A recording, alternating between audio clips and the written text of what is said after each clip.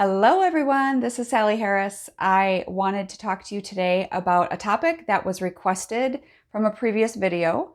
A mom had asked me, how do you really put stress aside and enjoy marriage while your adult child is struggling?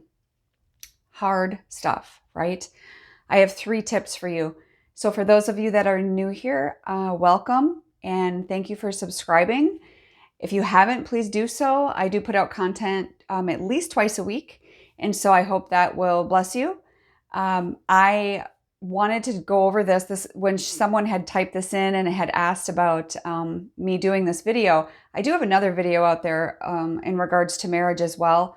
But some new things came to mind. And like I said, I have 3 tips for you. So number 1 is super simple, but hard to do. And it's choice. You have to choose to make your marriage a priority. It's not going to happen on its own. You have to get off that crazy cycle, right? And so the longer you stay on that crazy cycle, the more damage you're doing to your marriage. So, and it's a two-way street, right? Your husband has to be on board as well. And I know that's not always the case here. So this is in regards to a marriage where the spouse is also wanting to support you, but maybe you're not allowing it. Maybe you're, so stressed out all the time that you can't even communicate. So like I said, number 1 is a choice. Everything starts with a choice. It starts in our mind. It starts with a choice to make things different. So number 2, truly the best advice I can give you, and this is from personal experience. This is not something I practiced very well in the beginning, but when I learned better, I did better. And that is to take small steps towards limiting your conversation about your grown child, about the drama, about the situation that's going on. Limit that conversation to whether it's 15 minutes a day or 30 minutes a week. Build up to that. Take small steps towards that, because that is going to free up time. And I'm not going to say it's freeing up your mind. It's freeing up your time to be able to try to enjoy your spouse, in the midst of everything that's going on in your head.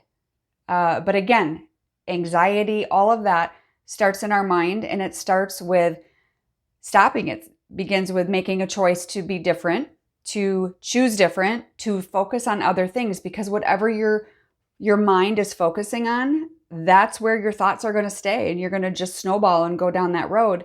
Where if you're deviating and spending some time with your spouse and also your friends and whomever, doing some other things besides focusing on the child that you're worried about. So that will really help. And I would encourage you to speak to your spouse about that. So maybe that looks like, I'm trying really hard to not let this consume me. It's much easier for them to compartmentalize what's going on. They can take in the information, put it on a shelf, and go on with their life. And then just pick it back up and continue to talk about it. It's much, much harder for women. At least it was for me. So, and I know all the moms that I work with, this is a big one. This is a huge one, is how do we not let it consume us? So again, limit those conversations. That's really going to help. And again, share with your husband. Say, I'm really trying to work on this. And so when, let's say it's 30 minutes a day that you are going to sit down and talk about what's happening with your son or daughter, then you ask your husband if you could please be uninterrupted, right? Let him give you that 30 minutes to actually, just vent and talk about your concerns, because sometimes we just need to be heard.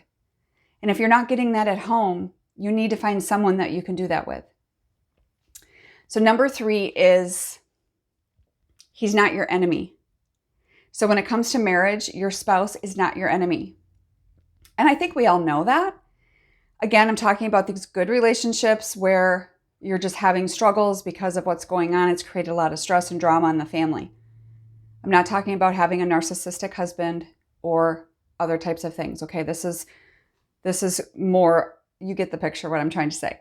So he's not your enemy. So really take that into consideration when you get mad at him because he has compartmentalized and put the drama on the shelf and has gone on with his day, and you can't. And so I really encourage you to realize that and maybe even verbalize that to him. It's like, you know what? I know you're not my enemy, but it feels like it because you're not allowing me, you're not hearing me, you're not allowing me to share my grief with you.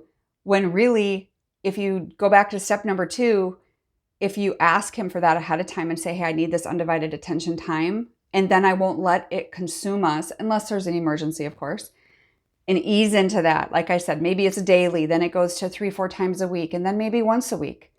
It's going to be better and healthier for you as a mom, as well as your marriage. So I hope that helps. I hope you have a fabulous day. If you have any topics for videos that you would like to see, please do post them in the comments below. I would be happy to take a look at that. All right, have a good day. Thanks.